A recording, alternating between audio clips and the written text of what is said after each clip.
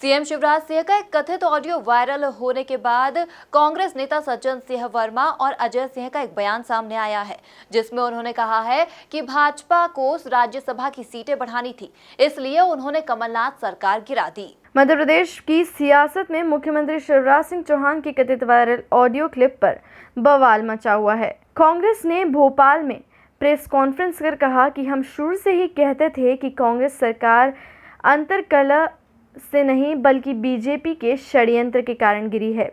खुद शिवराज सिंह चौहान के बयान में इसकी पुष्टि कर दी है। प्रदेश में माफिया को बचाने और ज़्यादा राज्यसभा सीटें जीतने के लिए बीजेपी ने साजिश की कि राजस्थान के मुख्यमंत्री कह रहे हैं हमारी सरकार को गिराने की षड्यंत्र चल रही है। कुछ दिन पहले गुजरात के 2 कांग्रेस विधायक पाला बदलने के लिए मजबूर होते हैं कोई षड्यंत्र तरीके से भारतीय जनता पार्टी के कहने इशारे पर। ये पूरा खेल सिर्फ कुछ राज्यसभा सीटों के लिए। शिवराज सिंह जी ने तो स्पष्ट कह दिया कि भाई केंद्र के नेता लोग के इशारे पर सरकार गिराई, लेकिन मैं आपको याद दिलाना चाहता हूं, शिवराज सिंह जी ने तो कल कहा, लेकिन ये बात विधानसभा के दौरान और शुरुआती तौर से इंदौर के डॉन विजयवर्गीय जी ने कहा था कि बॉस का इशारा हो जाए तो उस दिन सरकार गिरा। गोपाल भार्गव जी ने तो विधानसभा में कहा था कि हमें दोनों बॉस का इशारा हो जाए उस दिन कांग्रेस की सरकार गिर जाएगी। वहीं पूर्व मंत्री सज्जन सिंह वर्मा ने भी बीजेपी पर निशाना साधते हुए कहा कि बीजेपी के नेता कह रहे थे कि कांग्रेस सरकार अंतर्कलह से गिरी, लेकिन सीएम शिवराज सिंह चौहान के वायरल वीडियो और ऑडियो क्लिप के बाद साफ हो गया है कि साजिश के तहत कमलनाथ सरकार गिराई गई है। कांग्रेस की सरकार अपने अंतर्कलह से गिरी है, हमारा कोई दोष नहीं है। मैंने बार बार कहा कि यदि मध्य प्रदेश में झूठ बोलने की प्रतियोगिता हो तो नंबर पहला इनाम शिवराज चौहान को मिलेगा। यदि देश में झूठ बोलने की प्रतियोगिता हो प्रथम इनाम नरेंद्र मोदी साहब को मिलेगा।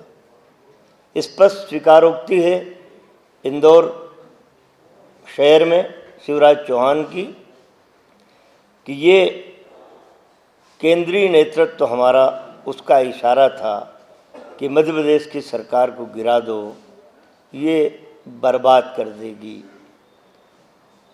ज्योतिरादित्य बाबू और तुलसीराम मिलावट, क्षमा करें सिलावट बाबू, यदि हमारा साथ नहीं देते तो ये सरकार क्या गिरती, क्या मैं मुख्यमंत्री बनता? मेरा अनुरोध भाइयों और बहनों ये है, बड़े कांग्रेस ने बीजेपी की बार डांस की शैली को खत्म कर मंदिरों के विकास में जो कदम उठाए थे वे बीजेपी को रास नहीं आए। सज्जन सिंह वर्मा ने बीजेपी पर पीएम केयर फंड के दुरुपयोग का भी आरोप लगाया था। बर्बादी का सवाल है। राहुल भैया ने कहा, क्या मध्य प्रदेश की कांग्रेस की कमलनाथ सरकार ने 350 करोड़ रुपया महाकाल के मंदिर के लिए पैकेज दिया, क्या ये बर्बादी है? 160 करोड़ रुपया ओंकारेश्वर के मंदिर के नवनिर्माण के लिए दिए, क्या ये बर्बादी है? क्या बार डांस की संस्कृति जो इंदौर में शिवराज के 15 साल के कार्यकाल में पनपी थी, उस बार डांस की संस्कृति को नेस्तनाबूद करना बर्बादी है? भूमाफियाओं, रेत माफियाओं, कॉलोनाइजर माफिया, क्या गुंडा तत्वों को जेल की सलाखों के पीछे डालना, क्या ये बर्बादी है? ये प्रश्न हमारे और आपके सबके सामने है साथियों। बात ये है कि अब बीजेपी की सरकार आ गई, 15 साल में जो लोग पनपे, कमलनाथ ने उनको जेल में डाला, अब उनको 1 महीने में सारे भूमाफिया गुंडा तत्वों को छोड़ा जा रहा है। वहीं अब बीजेपी भी बचाव में उतर गई है।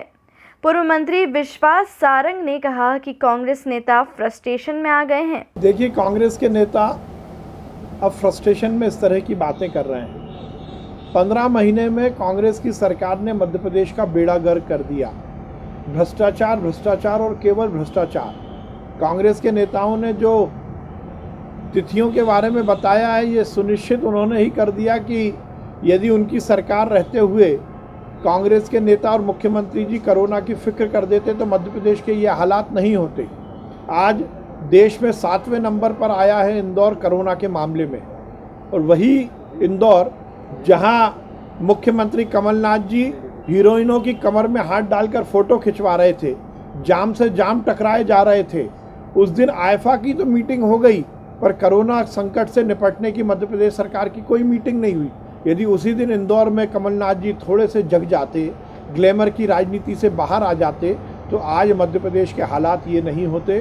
भारतीय जनता पार्टी की सरकार बनने से जनता में जो हर्ष का माहौल है, उसको जाकर को देखे कांग्रेस के नेता प्रेस कॉन्फ्रेंस लेने के पहले। कांग्रेस की निकम्मी सरकार जाने के बाद मध्य प्रदेश में हर्ष व्याप्त है और कांग्रेस के नेता केवल और केवल फ्रस्ट्रेशन में घूम रहे हैं। कुल मिलाकर शिवराज के वायरल ऑडियो पर उपचुनाव से पहले सियासत गर्मा गई और कांग्रेस इसे भुनाने में जुट गई। Bureau report, MP news, Bhopal.